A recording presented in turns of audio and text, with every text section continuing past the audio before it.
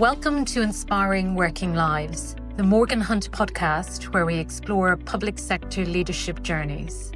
From honest chats about career highs and lows, to lessons and wisdom to inspire the next generation of leaders that will shape our society. Hello and welcome to the Morgan Hunt Inspiring Working Lives podcast. Today's guest is Trevor Johnson, Chief Executive Officer of Acorns Children's Hospice, the largest children's hospice provider in Europe. Acorns operates 3 hospices across Birmingham, the Black Country and Worcestershire, alongside community-based services supporting hundreds of children and over 1,000 family members each year across a catchment population of more than 12 million people. He was appointed to the role in March of 2023, bringing extensive leadership experience from across the charitable and hospice sectors. Trevor began his career in retail, working with several major national brands before transitioning into the charity sector in 2010 when he joined Havens Hospices in Essex as Director of Trading. Over time at Havens, his responsibilities expanded to include Director of People, during which he led a successful organisational initiatives including achieving Investors in Volunteers accreditation and securing the Queen's Award for Volunteering in 2017, one of the UK's highest honours for the voluntary service. In 2019, Trevor served as acting CEO at Havens, later becoming Director of People and Income Generation, and in March 2021, he took on the role of Chief Executive Officer at Catherine House Hospice in Oxfordshire, a charity specialising in adult palliative care. As CEO of Acorns, Trevor champions the organisation's mission to provide outstanding compassionate care to children with life-limiting conditions and their families. Under his leadership, Acorns continues to strengthen its regional reach and advocate nationally for sustainable hospice funding. The organisation is also proud to hold the UNICEF UK Gold Rights Respecting Award, becoming the first hospice in the UK to receive this recognition for embedding the principles of the United Nations Convention on the Rights of the Child into its culture, governance and care delivery. Trevor leads strategic growth, community engagement and service development to ensure that support reaches as many families as possible across the region. Trevor, delighted to meet you. Thank you so much for coming here today. Great to meet you as well, Dan. We always start in a familiar place where we ask about your childhood, and I'm interested to see if you had any career aspirations as a child. So, I grew up in, if my accent doesn't give me away, Birmingham isn't my original part of the world, although this is where I work now. I grew up in East London, a place called Dagenham. Yes. A strange old upbringing in terms of there was comprehensive school and everything else. Ambition wasn't always the biggest driver behind things. For my family, etc., I sort of, in my wildest dreams, I imagined I might be a teacher maybe or something like that. Leadership didn't really feature into any of those ambitions. I kind of, one of the things I've often said is that my entire career has been an accident. It's been kind of one of those things I've sort of stepped in when I've seen gaps. I started out in retail. I took on, actually, let's take half a step back. I started out as a trainee manager at Pizza Hut, is actually where I started. Right. And I did that for about a year and a half, and then moved into working with a number of different brands. I've worked at Safeway when that used to exist, Co-op, M&S, lots of different brands I've worked with. And it's just been one of those things where I kind of, if I see a gap somewhere, if I see something where I have an idea, I think a lot of people in organisations and in general see things and go, oh, someone should sort that out. And I'm someone, why shouldn't it be me that sorts it out? And kind of, you end up, I think, taking on leadership as much as you end up being appointed to leadership, if that makes any sense. Got it. I suppose that grounding in retail, it is very much, it's moving so quickly, isn't it? Everything's got to get sorted out then. And the organisations you work for will clearly have high standards. I think, well, I think it's two things. I think, like you say, everything moves really fast. There's constant high standards, constant checking in where things are, how things are doing, and all of those things. But you also learn at the same time, running in parallel, there's this long-term planning. You know, when you work in retail, you often find that you get sick of Christmas because it never seems to not be Christmas. Because although, when you're in the thick of it, you're really busy, you're doing lots of hours, making sure that there's stuff on the shelves for people to buy and everything else. Almost the minute that's over, you're planning for the next Christmas. And that's what I mean when I say I think it's that pace, but also that planning that lends itself to that sort of adjustable leadership and being able to move through things quickly whilst also keeping an eye on trying to drive through what's important. I think it's an amazing grounding for anyone actually to come through that sort of an environment, like I said, where constant challenge, constant input from the public, which is at times welcome and unwelcome. And one of the things I often joke around, sometimes you're on training courses and someone says, just remember there's no such thing as a stupid question. One of the things I always say is anyone who says that has never worked in retail. In terms of that customer facing. And I've asked role. A few of those as well, yeah. So it is, like I said, I think it's that grounding of the pace and the drive and everything else alongside that constant planning and looking at what's going on around you for the longer term that gives you that really solid base. Yes, I never thought about it like that, but it does make sense. It's the mixture of both, isn't it? Yeah, absolutely. Yeah. And as you say, in a highly public-facing environment. Yeah. Okay, so you were working in retail, you're building up this experience, etc. And then at some stage, the charity sector must have called to you. How did that happen? So, it's one of those strange things. So I'd developed through, I'd been a department manager, a store manager, I was looking after a number of the M&Ss in railway stations in London and everything was fine. My wife, who's long worked in the charity sector, was looking for a new role at the time, and there was kind of a moment back in, it was 2010, or it was 2009 when I first applied for the role. She was can you remember when the computer used to sit in the corner of the room rather than being a laptop? She sat on the computer in the corner of the room and kind of called me over and went, there's a job here that you could do, which was the director of trading, which was looking after the charity shops of Havens Hospices. And I kind of read through the job description and was like, I could do that. And the thought of using the skills that I'd had and developed and honed and everything else in retail to really make a difference to the lives of people was just an incredible opportunity. And so, I immediately thought, well, okay, I'm going to absolutely throw my hat into the ring for this and see if I can get myself out there.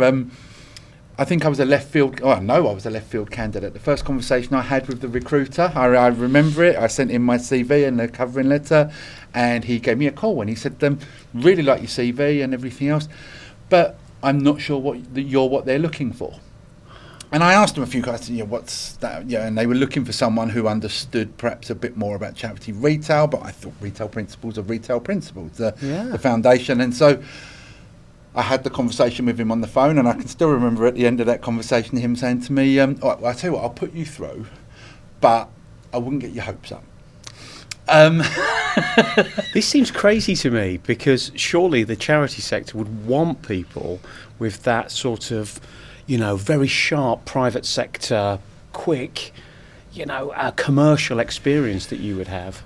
And I think it was it was fortuitous as well as my drive. I'd like to think played a big part in it, but it was fortuitous. The sector as a whole was just beginning to come round to that way of thinking. Yeah, a lot of charities at that point had sort of finance people or fundraisers running shops, and they'd done their best. But one of the things about retail is it's one of those things that everyone assumes that they can do it, and it is actually a specific skill set. And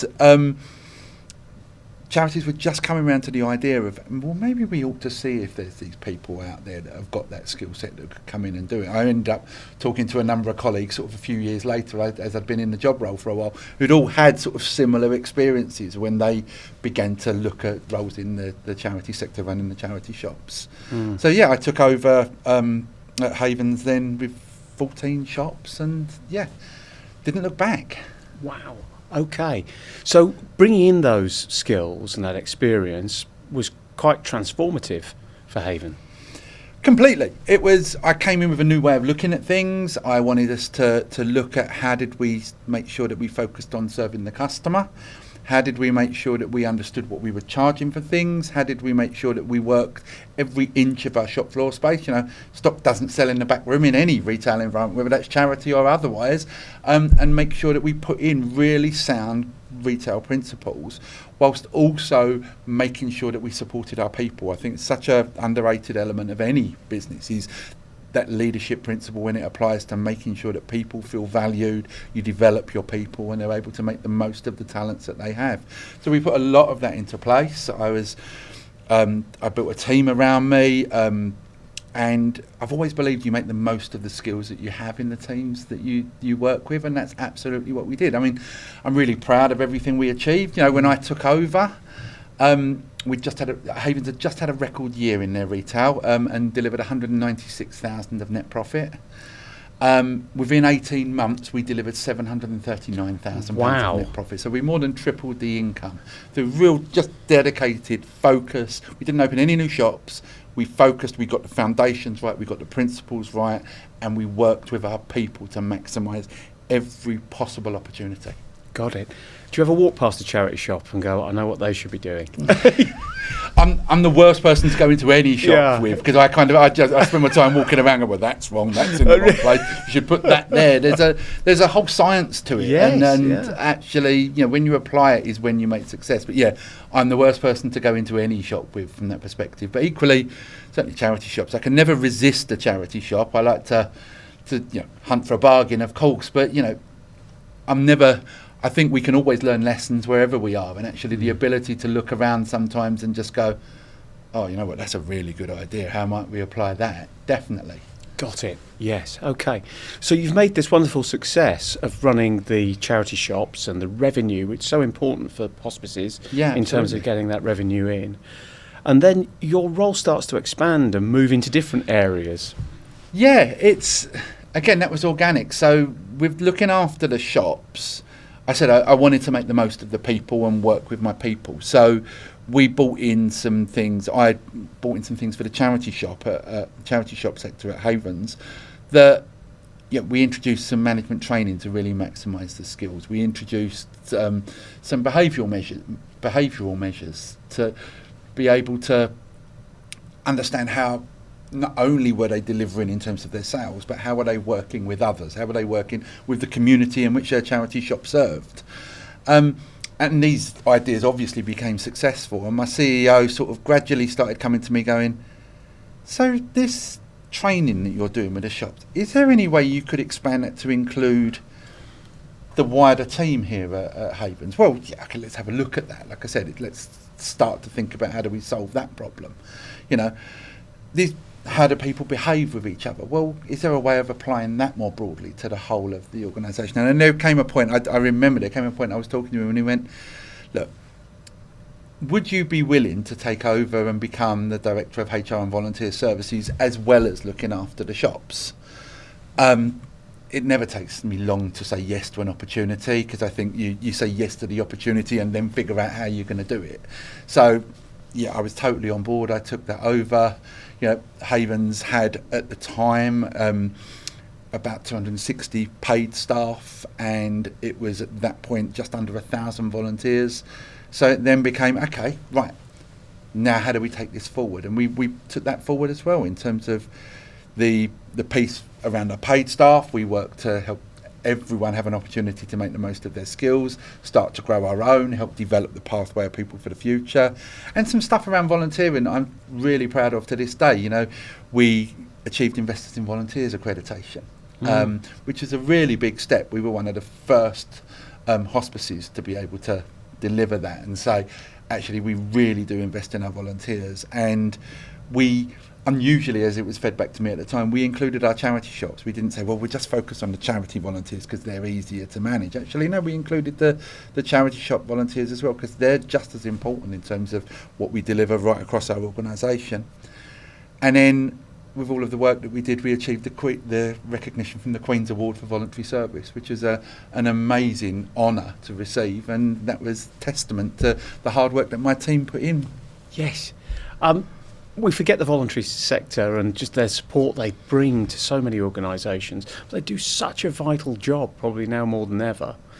And I also think, from having done some volunteering myself, it's partly about you as well, isn't it? Yeah. There's such a benefit to volunteering, and how about you feel about yourself, It's a two-way contract. That's the whole Yeah. thing. Actually, it helps people make the most of themselves. It helps people build social circles, make friends. It helps people maximise the skills that they have, or sometimes just take a break. I worked at a hospice once previously where we had a High Court judge who used to like to come in on a Saturday and serve tea to the patients in the adult hospice. I remember having a chat with him and saying, "Look, I'm sure that we can find a better role that's suitable for you and your abilities." And he was very much like, don't you dare, I actually love this. I want to be out there talking to people and actually be able to switch off from my high pressured role and do some good is what I'm looking to do. So, and I think it's something that we should be proud of as a country. When you think, in 2012 we put on the Olympics, again, largely due to the army of volunteers that were involved in that. Yeah.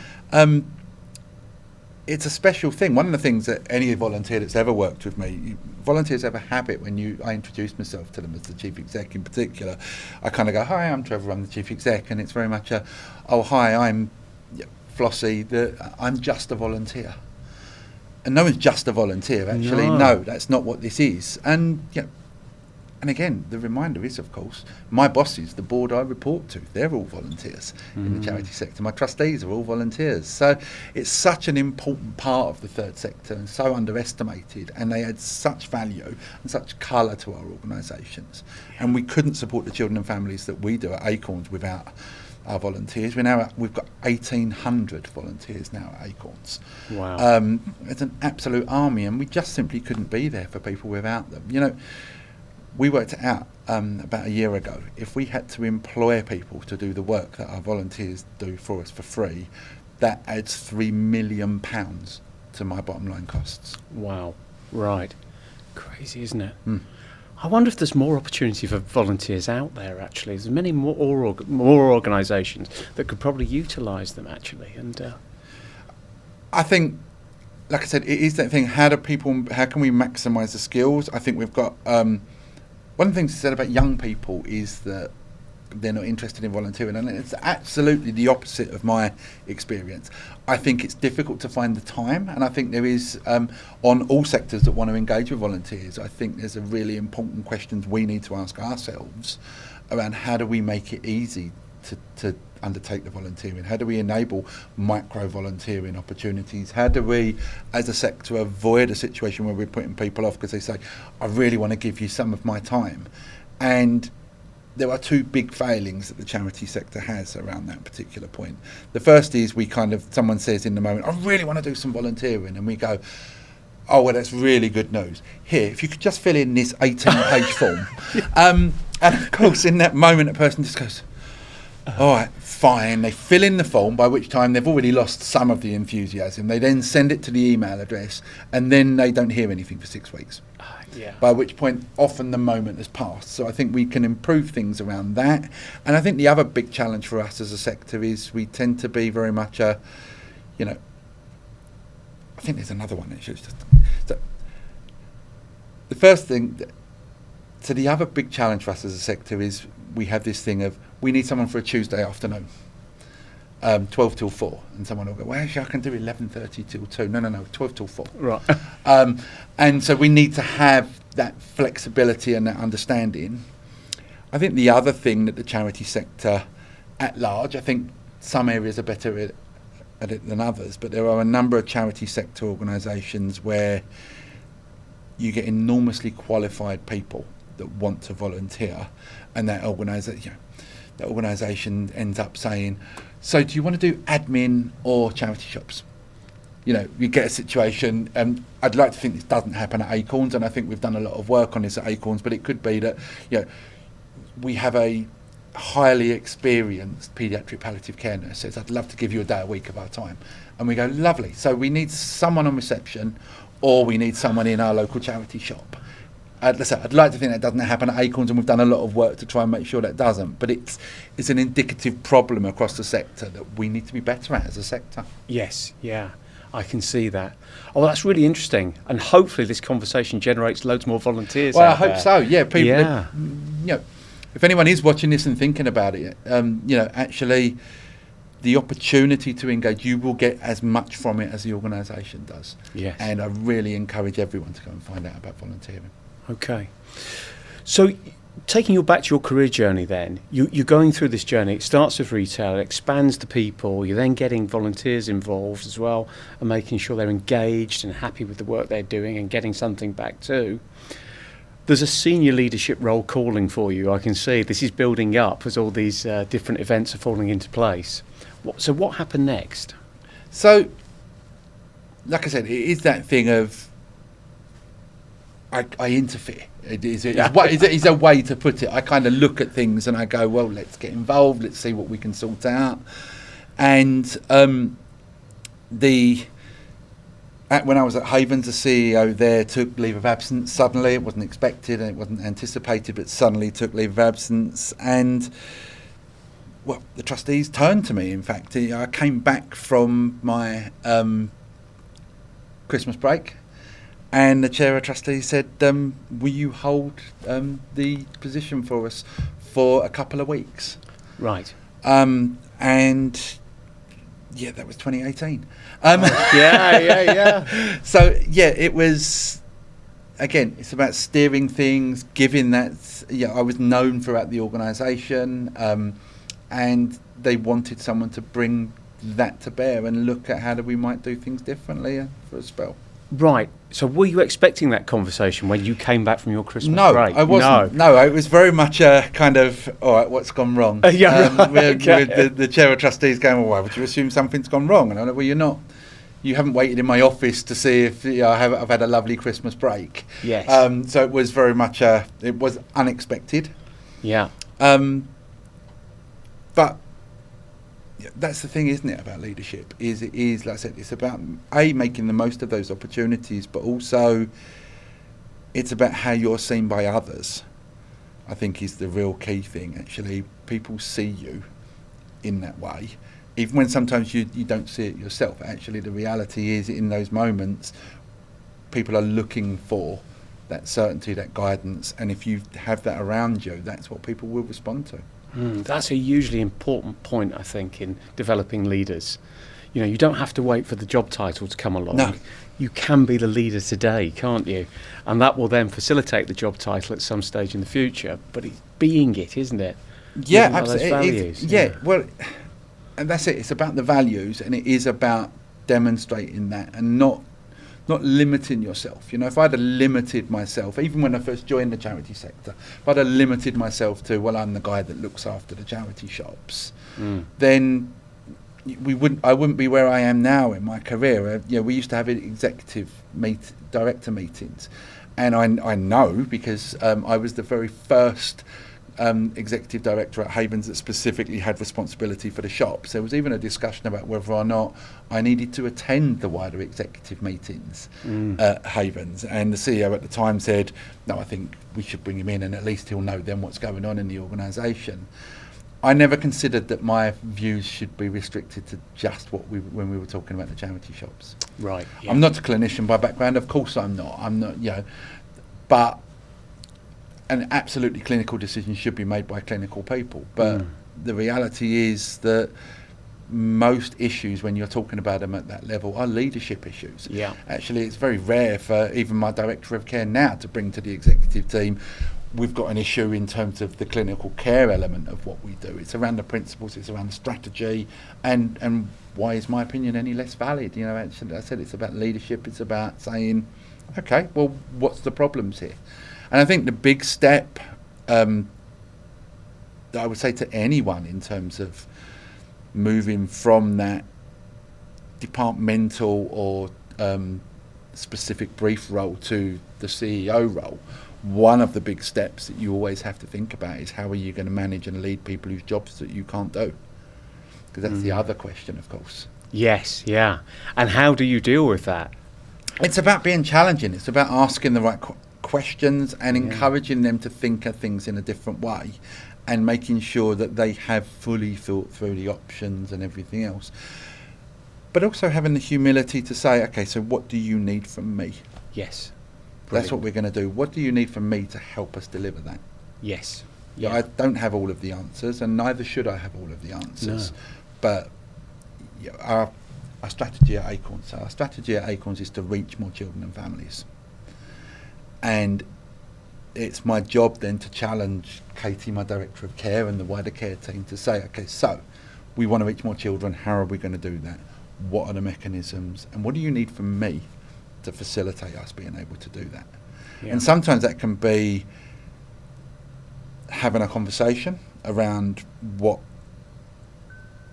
asking questions around something you've discovered. I'll tell you a true story that helped formulate where we're going in terms of our wish to care for more people where they need us, and making Acorns more than a building rather than just 3 hospice buildings. We want to be where families need us. I was having a chat with one of our care team at one of our hospices, and she was buzzing around. I said, "Oh, you look busy today." And she said, "Yeah, we've got little one coming in. He's going to be really unsettled when he gets here." And I was like, "Okay, is he?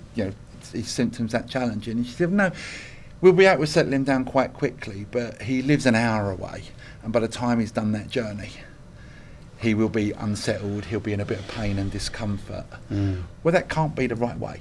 It can't be the right way to do things. So that was then the foundation stone for us saying, let's be where people are. Let's be where people need us. If the family need a break, then that's fine. How do we facilitate that in a better way? How do we do more? Since then, we've doubled our capacity at Acorns to do more in the homes of children and families. And like I said, the aim of this is to make sure that we truly are where people need us, and that we help families. When you have a diagnosis of a child that has a life-limiting condition, your life becomes a series of battles and a series of fights with hospital appointments, with GPs, with the system, with making sure you understand what time is medication, what time is feeding needed, what time do we need to have meals, and all of that. It's an intensely pressured environment. More than 3/4 of couples who have a child with a life-limiting condition split as a result of the pressure their relationship is placed under. So how do we at Acorns, and more widely how does the sector, stop that? How do we at Acorns be the glue that holds the system together? It's great that we might be the one place where they don't have to fight. That's great. That's a starting place. But how do we influence the system so that there's an understanding that it doesn't need to be that way? And what do we need to do to put in place? And it was starting those questions. What do we need to put in place as an organisation? Yes. In order to be the glue that holds the system together, in order to smooth that journey for children and families, in order to remove as many bumps as we can. And that's the driver behind where we've been over the last year or so, and the direction of our next strategy. Yeah. Okay. That strikes me as usually important, because hospices are something, and palliative care are something that none of us are planning. No. And we hope never to have to deal with it in certain aspects of our lives, but the chances are we will. But it must be particularly heart-wrenching when it's a young person. Yes, I think none of us expect to have to deal with it. I'm a father. Yeah. And none of us expect to have to deal with that with our children. The hope, the aim is that it will happen the other way round, and that's the norm. Yeah. So I think families do need extra support, because it isn't what they anticipated, and it's not the journey that they wanted. Yeah. And one of the things I always remind our team at Acorns, and again everyone more widely, is the challenge within children's hospice care is we can't affect the outcome. Yes. But we can affect the journey. Yeah. And we can make that journey, give that family opportunity to create special memories, to have treasured memories of their loved one through the things that we've been able to do, to give their children those moments that they deserve. and to really help support them along the way. We don't just support the child at Acorns, we support the whole family, and it's important to remember that. Yeah. That said, I've worked in the adult sector too, and that's a very different type of palliative care because it is very much a end-of-life type service. I suppose what I would say around it all is that I don't think we do enough thinking about it. I think we avoid thinking about palliative care because it's an unpleasant thought. And one of the challenges I've made when I worked at Catherine House dealing with exclusively adult palliative care was even when we think we've had conversations about our wishes, we haven't. You know, most people say, oh, you know, we've had the conversation. And what they mean by that is they've told their loved one what songs they want played at their funeral, and don't you dare invite mad Aunt Ada to my funeral. But that's, you know, I would encourage all of us to engage with palliative care. It's going to happen to all of us. Yes, yeah. You know, we all hope that we don't need the service of a children's hospice. Of course we do. Yeah. But one day we will all need adult palliative care. Yes, yeah. And personally, having just gone through it in the last few weeks, it is a real shock, you know, that we're not prepared for death of loved ones. And the very fact that it's always going to happen to us, there should be more of an open conversation about it. This episode is brought to you by Morgan Hunt, a public sector recruitment agency with over 30 years of experience. Whether you're looking for your next role or growing your team, we match purpose-driven people with organisations making a real difference. Visit morganhunt.com to find out how Morgan Hunt inspires working lives. So we've talked a bit about Acorns there, but just I want to go back to what happened at Havens at the end there, because you had those 2 weeks when you were asked to be CEO. What happened next? Well, so I held that role, and it was months that I was in post there, and we did a huge amount of work in that and everything else. And then it is about thinking about then what those next steps are. How do you take things forward? And I thoroughly enjoyed. You get the bug. I thoroughly enjoyed that time as CEO. And so then it became how it was done then, was it? Yeah. How do you? Well, and how do you then look at the next opportunity? Which is where Catherine House came in. Is actually okay. So, what is the next opportunity? There was another one which I won't name the hospice. It was another hospice role that I applied for as CEO, but they were a hospice that at that point weren't really looking for significant change. And I think that's another thing I would say to any leader is be aware of who you are as a leader and the way that you want to do things, because that's a perfectly legitimate position for any organisation to take. We want stability, we want to have a bit of time where we consolidate and everything else, but I'm not your guy then. Yes. And that's the thing. One of the things that still gets me out of bed is what's next. How do we continue to improve, create that culture of continuous improvement and move things along? Having been in the position of looking at that one and then thought, no, actually that's not for me, then the Catherine House role came up. But I mean, there was serendipity involved, in as much as, because I was living in Kent but working in Essex at the time. My daughter had just finished university. Right, yep. And had decided, as they often do, that she wasn't going to move back to where she was. She was going to stay up in Oxfordshire, which is where she went to university in Northampton, so she was going to stay up in that part of the world for this role that she'd found, which... and we had that whole conversation, she and I, on the telephone, and I remember saying to the chief exec at Havens that it almost sounded like I was making it up. But we had that conversation around the fact she was going to be moving, she was going to look to be living in Kidlington in Oxfordshire, her and her friend, and she was going to take on this role. She's a children's nurse, my daughter. I can't imagine where she gets the passion to do something like that. I finished the phone call, had really enjoyed chatting with her, and thought, okay, that's nice that she'll be up there, but that's a bit of a way away. And I kid you not, 2 hours later, a recruiter approached me on LinkedIn to say, we're recruiting to this role of a chief exec at Catherine House Hospice. yeah, as recruiters do, it was that thing of, do you know anyone that might be interested? And it was one of those. I said to my wife, I said, it's serendipity here. So yeah, threw my hat in for the ring for the role. We were just coming. I was going to say coming out of COVID, but actually I don't even think we could say honestly we were coming out of COVID. I think my interviews for the role took place online. Yeah. That's the environment that we were still operating in. But it was an exciting role. It was an opportunity to take things forward, and then the move to be closer to my daughter. So that was great. So yeah, all came together. Took on the role at Catherine House. It's interesting being interviewed back then because it was online was still new. I know very often now most of us do. Certainly the first stage of any interview process is very often on Teams, but actually it was still relatively new then. I do remember being asked genuinely. You and I have obviously met today. It probably doesn't come across on camera today, but I'm 6'9" tall. You are, yes. And you did warn me. I did warn you. And one of the trustees at Catherine House actually said to me, "When you walk into a room, how do you create an impression?" And I had to say, I think if I'd have walked into the room, you probably wouldn't have asked that question. Yes, yeah. But yeah, joined that organisation, and it was amazing.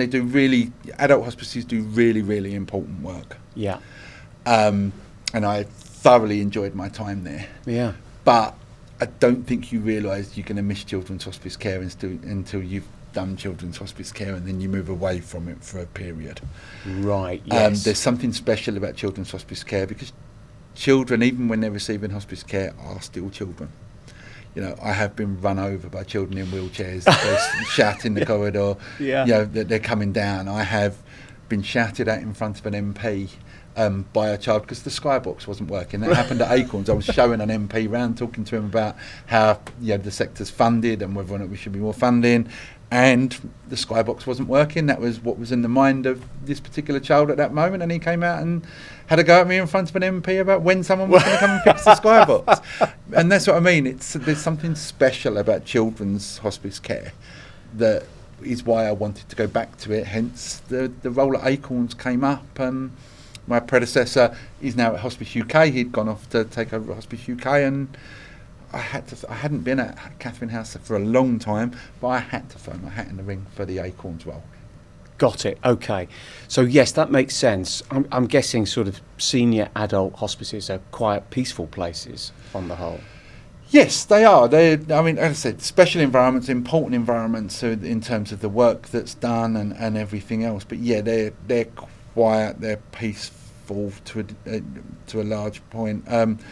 There's still a lot that happens, and you will have experiences in adult hospice care that you wouldn't get in children's hospice care. You know, the specialness of a wedding when that happens in an adult hospice, when a couple has decided that actually they want to do that before the moment comes when they're not able to. Those things are special, but yes, there is something much more engaging and vibrant, etc., about children's hospice care, and that's of course the myth-busting piece as well, because people assume that we're quite sad, sombre places dealing with that very end-of-life piece, and there's an element of that we do, but actually that isn't how I would summarise a children's hospice, and it's not how anyone who's received children's hospice care would summarise a children's hospice.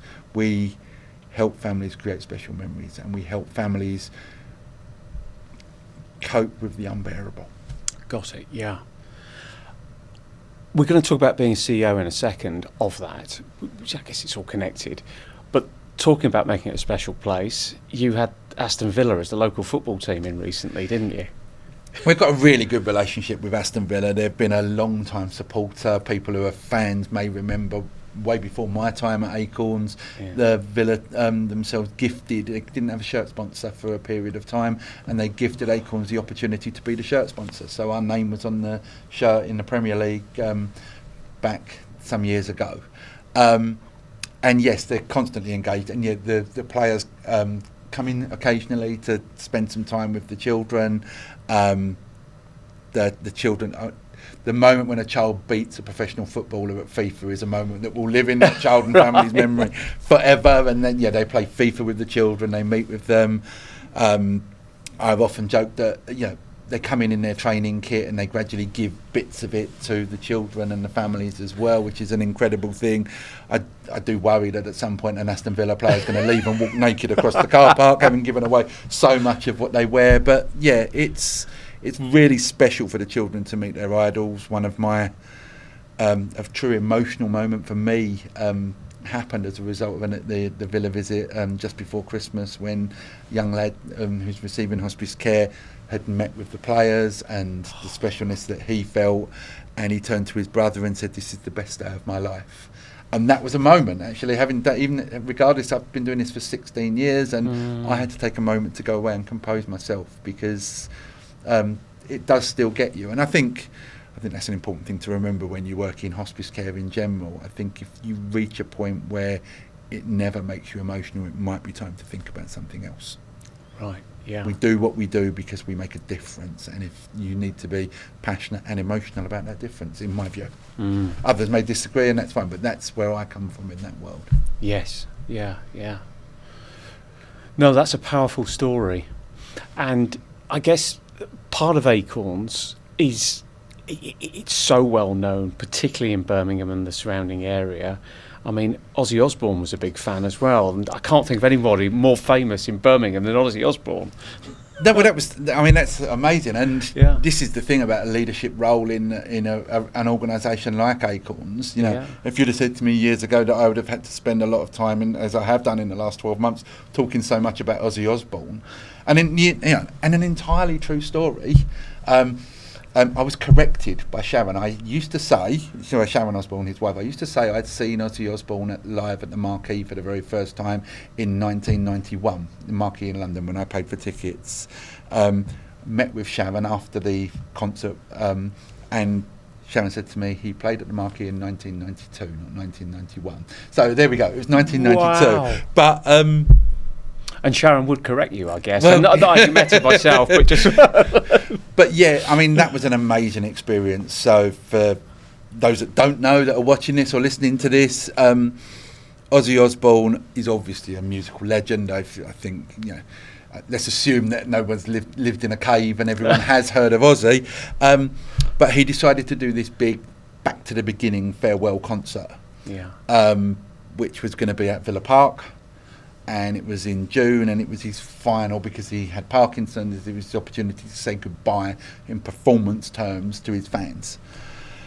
And it was all going to be done in the aid of charity. And we were fortunate enough to be named as one of the 3 charities. We've had amazing support from him on a number of things. He was amazingly generous right through the lead up to the concert as well. He was inaugurated into the Rock and Roll Hall of Fame. Yes, yeah. And he donated his guitar that was performed at the ceremony to us to auction. So we were able to auction that brought in £15,000 for us from auction. But we were one of the beneficiaries from the proceeds of the concert when it took place. Streamed around the world. I'm an old school heavy metal fan, and a lot of my favourite bands were performing on the day. Thanks to the kindness and support of Aston Villa, as much as anything else, I was able to be there on the day and talk to some of our supporters and the Aussie fans about who we were and what we did, which was an amazing experience. And we got to watch the bands as well, which is also another amazing experience in general with it all. He was born to perform, and you could see that. I don't think what any of us anticipated was that literally just a few weeks later, Ozzy was going to pass away. There was an amazing outpouring of grief and love and respect from the whole city of Birmingham. That was absolutely special and a privilege to be part of. And I ended up doing so many interviews talking about the opportunities that we've had, and we are so grateful to the Osbourne family, who remain supporters of Acorns. They've had their grief to deal with, obviously, but it's the journey with them has been tremendous, and we've been really thankful for the support that we got. There was there was some extraordinary numbers bandied around in the press, and I don't even know where some of those numbers came from. And we've had our own challenges around that, because we had people, well, you don't need money to fundraise anymore because you've got all of the Aussie money. But we've received £1.5 million thanks to the kindness and generosity of the family as a result of that concert, which is truly special, and we will always be thankful for being part of that. They continue, like I said, the family continue to be supporters of ours, which is why when I've met with Sharon, she corrected me about which year it was I'd seen him at the Marquee. But yeah, to be part of that and have that, again, the love from the family for what we do and them understanding. And the other really important thing is, because of the nature of what we do and some of the myths, our families often don't feel seen, they don't feel heard, the children and families that we care for, because people don't want to think about it for lots of understandable reasons. I talk to people who say, I walk past that building but I can't even look at it, in terms of our hospice buildings. And I understand that, but like I said, it's not who we are and what we do. Our families and the children that we care for felt heard as a result of the kindness and the generosity of Ozzy and the Osborne family. The videos of our stories of some of the children that we care for were beamed as part of the stream, beamed around the world and reached right around the world, and we received donations from right around the world as a result of that. It's a truly special thing to be part of, and it's a real honour for Acorns that we were, and absolute pleasure for me on so many different levels. Yes, yeah. Okay, so all the celebrity interaction, I'm going to take you back though to that first day you walked through the door as CEO of Acorns. How did you feel about that? What had changed? There was a real sense of responsibility, excitement, a real sense of responsibility. You know, this is the largest children's hospice in Europe in terms of our geographical reach and everything else, and we need to be there for children and families. So there's a real sense of that responsibility, and understanding the weight of that sits on your shoulders, and the honour and the pressure that comes with that. You know, I'm entrusted with making sure that this organisation is there, not just today, not just tomorrow, but we will care for children in 30 years' time as a result of the decisions that I have to make every day. Yeah. And like I said, that's an honour and a responsibility. For me, walking in on that first day, it was around understanding. I think the interesting thing when you join a new organisation as CEO is, I've said this to some of the team even at Acorns, that you're expected to be in charge and be able to make those important key decisions when you don't actually know where the kitchen is yet to be able to make yourself a cup of tea. Yeah. So is it literally day one, we got a problem here? Well, they try and make it as gentle as they can for you. Yeah. Of course they do, and there's things in place. But two things collide. The first is just reality. You know, there's that pace that we talked about earlier on that I was used to from retail, but it still exists in the hospice world as well. You know, what's the thing about politics? Events, dear boy, events. Well, it's the same thing's true in a leadership role within the third sector. So you've got that element, and then you've got the element of what got you there in the first place is the fact that you have taken on responsibility, often when it wasn't your responsibility in the first place. You've actually just gone, well, someone needs to do this, it might as well be me. So you start to see things and think, well, that needs to be sorted. And of course you are aware that this time it is your responsibility, so you want to start making those decisions. You know, I started in March, which means I started right at the point where we were about to take a budget to trustees, which was going to be my budget for the following year. So immediately I had some big decisions to make around that. We're a sector where there's never enough money. The government don't fund us properly. We get less than a quarter of our funding from the government. We have to fundraise everything else. So every year is a juggling act. What can we do? What do we need to do? You know, there's always more to do than there's money to do it. And that meant, like I said, there was that pressure, but also my own view that actually I'm not content for someone else to just present this on my behalf and then just go, so lovely, so I've done that for you. We had a very capable interim CEO who I had a really good handover from. But I wanted to be part of that. That's what leadership is. You're taking that responsibility, you're taking those decisions. And every day is about decisions, and you don't get to pass those decisions on. I often say when I'm about to take annual leave, my wife says to me, "What do you want to do on a day off?" And I'm like, "I'm not making decisions this week." Yeah. It lasts about 2.5 hours. Yeah. Yeah. But yeah, that's the thing every day. Yes, yeah, it is nice to go with somebody else's flow, isn't it, every now and again? Yeah. And just like, I don't have to worry about this, Okay, right. So, in this role, there must be times where there's real challenges are presented to you, whether it's to do with finance or pressure on the hospice itself in terms of taking new entrants or whatever it is. You talked about making sure we care for people who are actually outside of the hospice. Mm-hmm. Is there a framework? Is there anything you do when those challenges hit you to actually manage that situation? So there's always that there's those sense check moments, of course there is, when you make sure you have the right people around you, so you've got the expertise that you need. Yeah. But I've never found it terribly helpful to have that sort of framework, because you shackle your discretion in those moments when you need to often be agile and make speedy decisions. And those speedy decisions are absolutely key sometimes. And whatever you put in place, you won't imagine the next stage of decision making anyway. You know, who amongst us had anything approaching a global pandemic in any level of continuity plan back in 2019, just before all of this happened? And what happened? Well, what happened was leadership teams got together on a regular basis, made decisions in real time, and with all of the possible information they had available, and hoped that they got them right. That's, and it is about that ownership. It's also about giving that confidence to your team as well, as a leader, that I've got this. You know what? Follow me. I've got this. It's a lonely role. And that's one of the things I would say to anyone as a CEO. Think about where your support is coming from, because it has to come. You have to have a trusted network. But that trusted network is not necessarily your team internally, because they need to see you as the leader. You absolutely can trust their expertise on things, but ultimately that decision and the responsibility is yours. Yeah. And I think often you think that you understand that,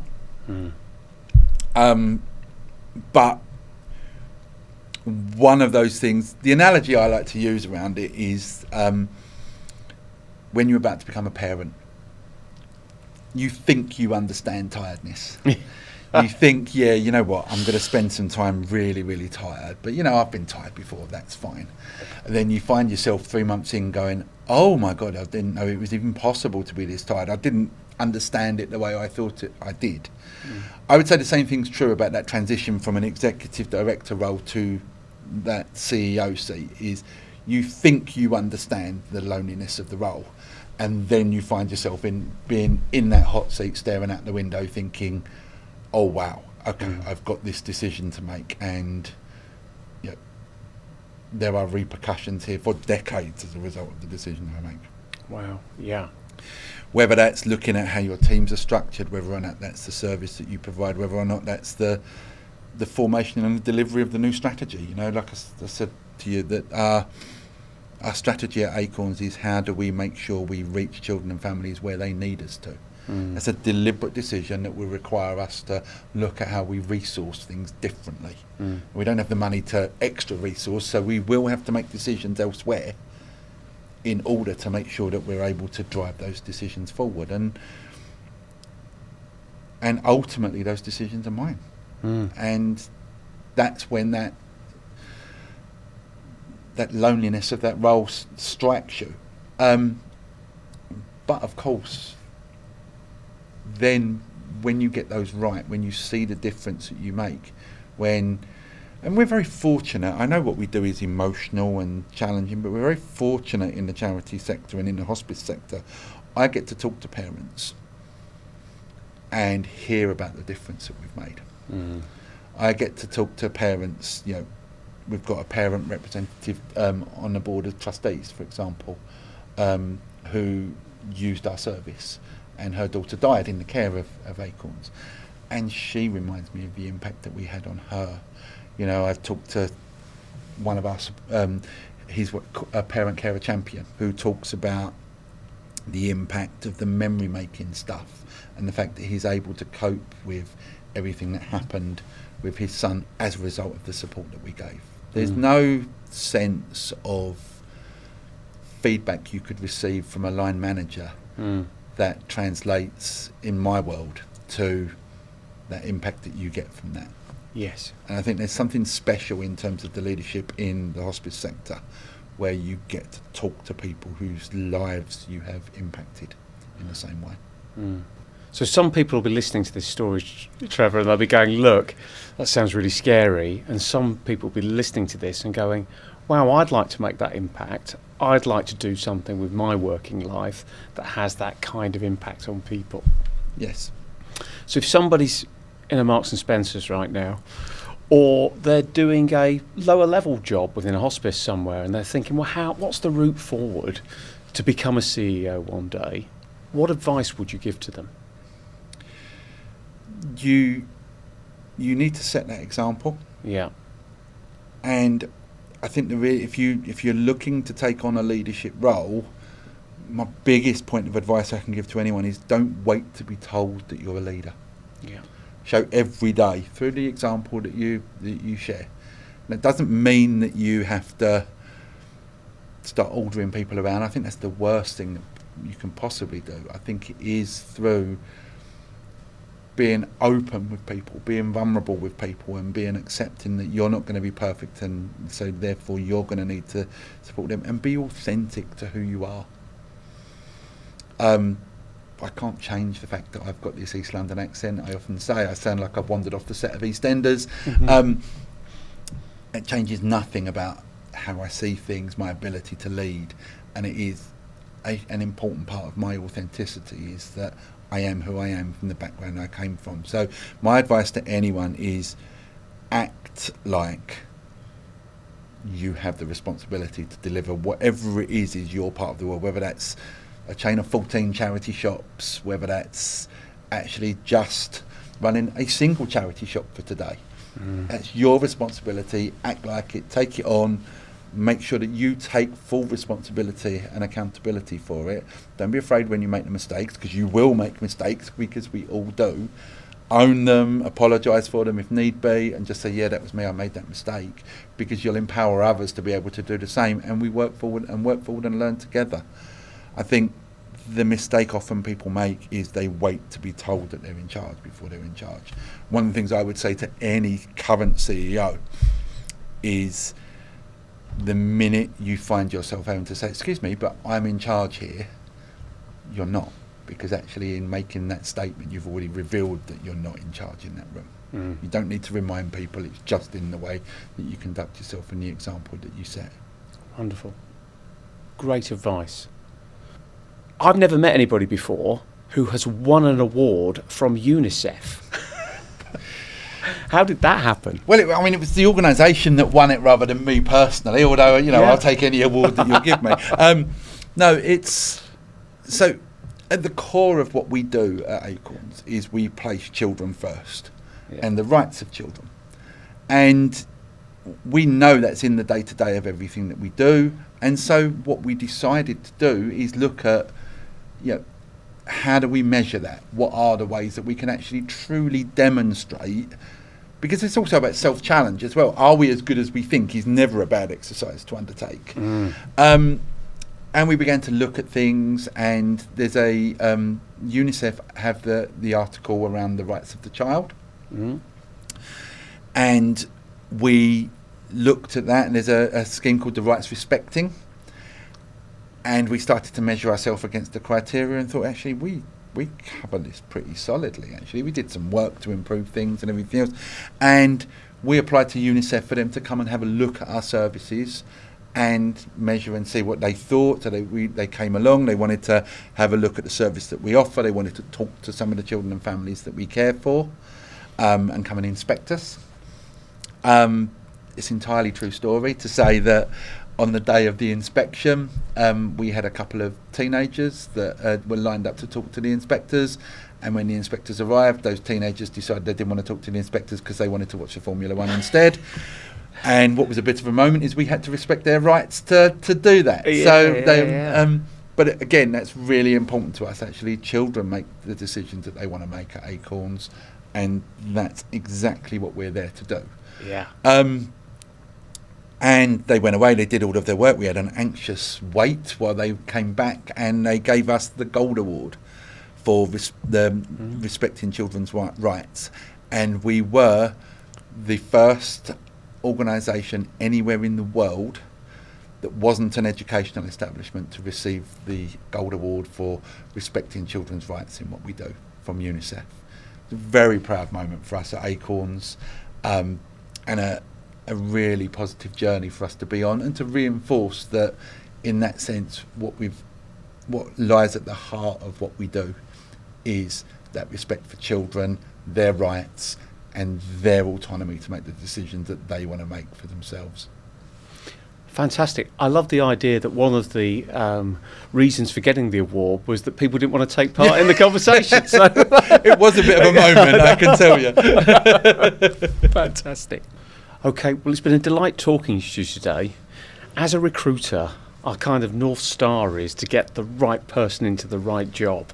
That's the thing we dream of all the time, and we're conscious there's no such thing as the perfect job, and there's no such thing as the perfect candidate, and we've just got to try and the best we can to get the right person in the right place. But speaking to you today, I'm fairly convinced that you're probably the greatest example of the right person in the right role through what's coming across. You. So that's wonderful to see. And although there is this somberness about hospice conversation, there's something quite life affirming about it as well, because how we look after people in those final moments says all about us as a society, really, doesn't it? So thank you for the wonderful work that you do and all your staff and volunteers at Acorns. What a brilliant job. Thank you, Trevor. Thank you very much for having me. Thank you for listening to Inspiring Working Lives, the Morgan Hunt podcast, driving positive change and helping you to grow your career. If you've enjoyed this episode, make sure to subscribe so you don't miss the next inspiring conversation. For more insights, opportunities, and updates, head to morganhunt.com.